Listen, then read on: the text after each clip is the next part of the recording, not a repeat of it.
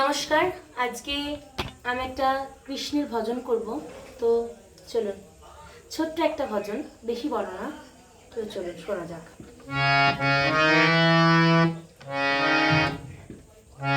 কালাচাঁদ কালাচাঁদ ও কালাচাঁদ কালাচাঁদ চাঁদ